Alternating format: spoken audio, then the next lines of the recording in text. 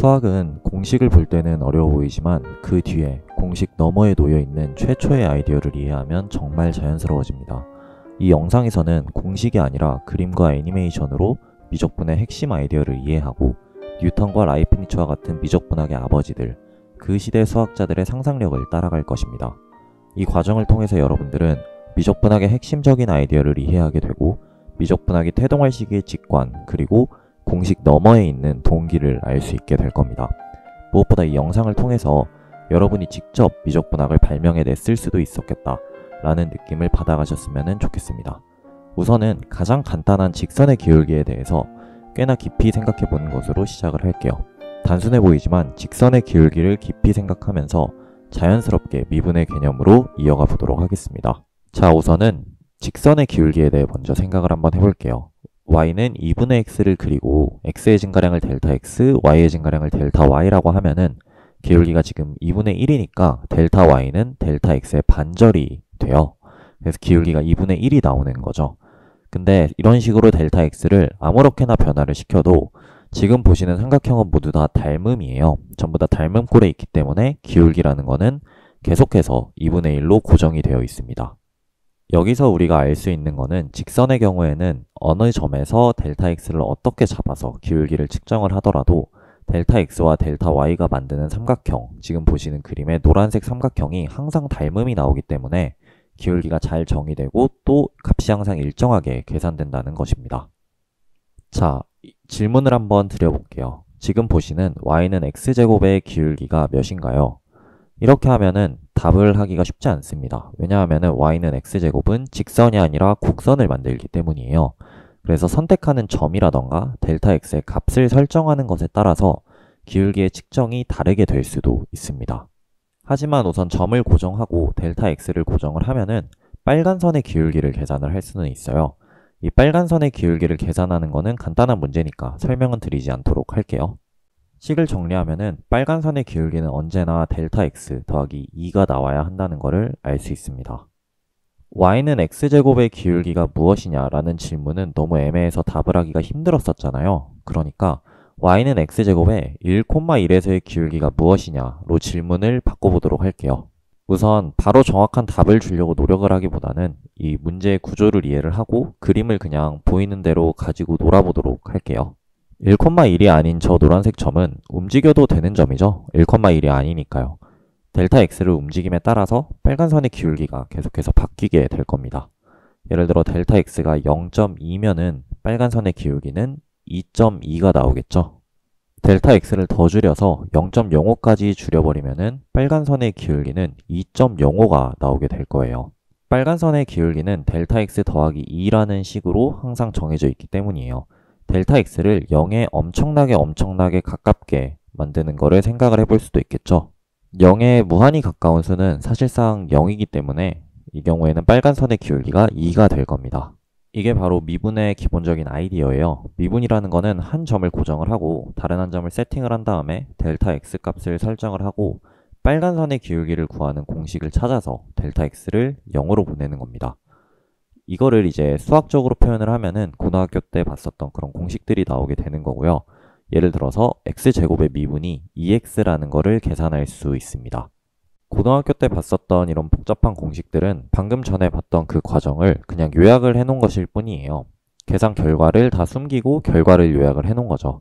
그래서 도함수, 미분된 함수에 x값을 집어넣으면은 그 원래 함수의 그 점에서의 순간적인 기울기, 순간적인 변화율 또는 접선의 기울기를 알 수 있는 겁니다. 자, 다음으로 언뜻 보면 별 상관없어 보이는 문제에 대해 생각을 해볼게요. 지금 색칠되어 있는 부분의 넓이가 얼마인지 계산할 수 있나요? 자, 우선 함수를 하나 생각을 해볼게요. a라는 함수를 생각을 할 건데 이 a라는 함수는 어떤 값을 받던지 1부터 그 값까지 그래프 아래의 넓이를 돌려주는 함수예요. 예를 들어서 지금 색칠된 부분의 넓이는 a2로 나타낼 수 있습니다. a1.5는 이런 식이겠죠. 임의의 숫자 t는 이런 식으로 나타날 거예요. t 값이 변화함에 따라서 그래프 아래의 넓이가 변화하고 a라는 함수는 그 t에 따른 그래프 아래의 넓이를 반환을 시켜주게 될 겁니다. 자, 이 a라는 함수가 어떤 식으로 변화하는지 생각을 해볼게요. t가 델타 t만큼 더해지면은 a의 함수 값은 딱 빨간 부분의 넓이만큼 변화하게 될 거예요. 빨간 부분의 넓이는 AT 플러스 델타 T 마이너스 AT로 표현할 수 있겠죠. 그리고 이 빨간 부분의 넓이는 지금 보시는 초록색 사각형의 넓이와 거의 같습니다. 그리고 이 초록색 사각형의 넓이는 정확하게 FT 곱하기 델타 T이죠. 자, 그런데 빨간 부분의 넓이가 AT 더하기 델타 T 마이너스 AT였기 때문에 우리는 이런 식으로 써볼 수 있습니다. 자, 양변을 델타 T로 나누면 이렇게 되고요.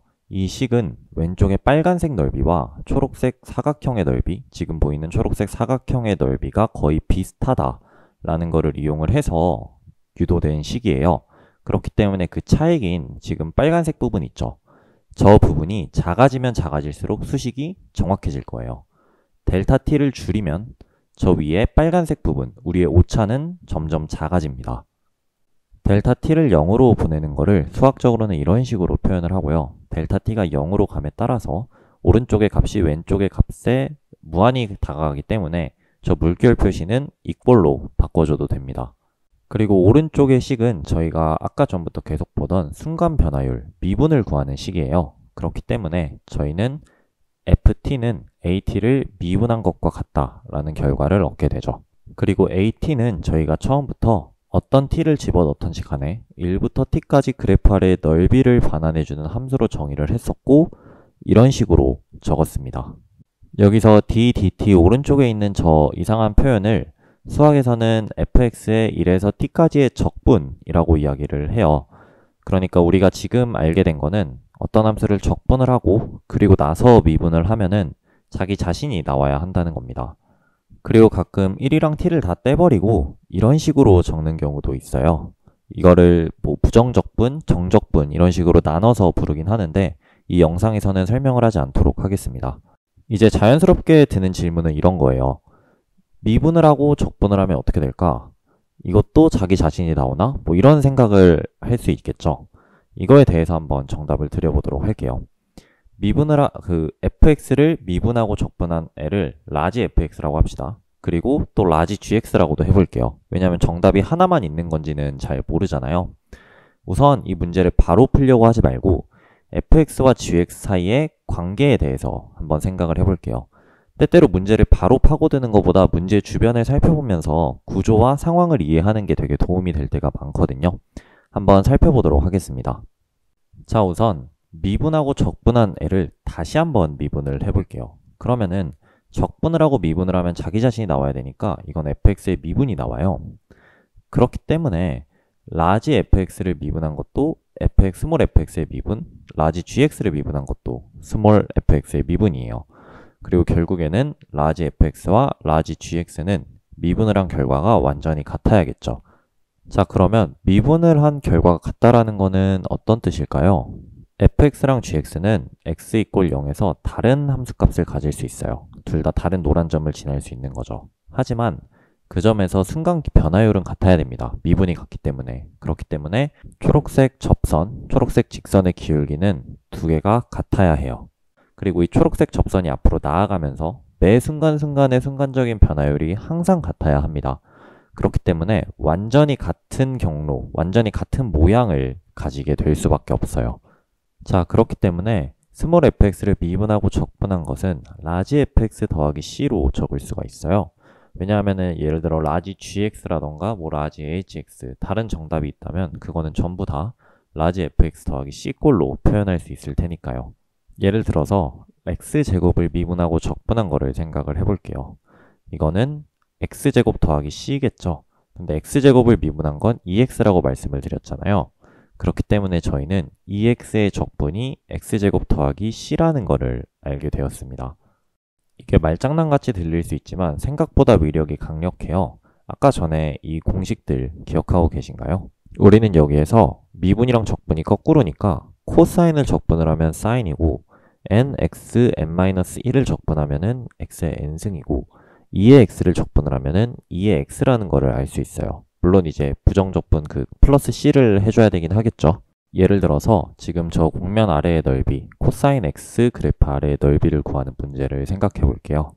일단 저희는 사인을 미분하면 코사인이라는 거를 알고 있어요. 그리고 적분, 넓이니까 코사인을 적분을 해야겠죠.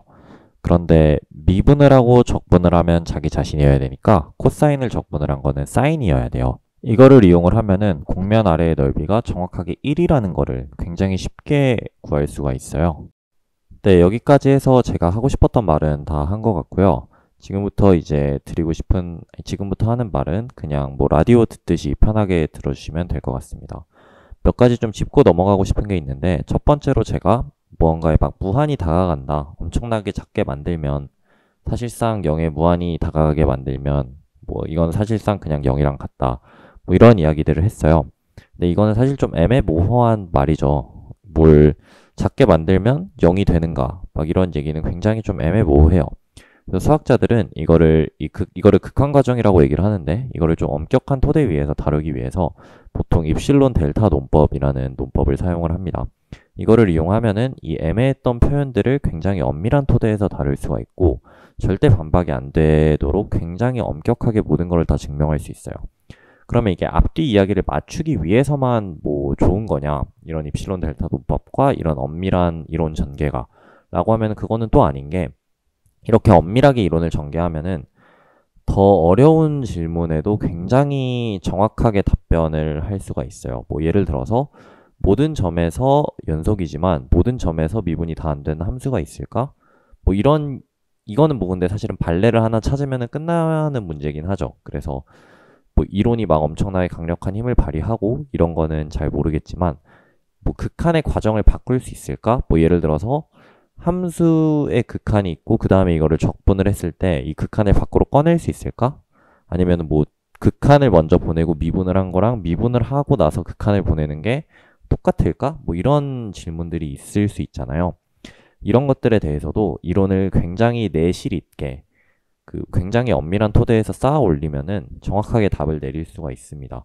그런 식으로 이론을 개발을 하는 거를 이제 해석학이라고 하고요. 보통 수학과에 오시면은 대학교 한 2학년 때부터 좀 본격적으로 공부를 하기 시작을 해요.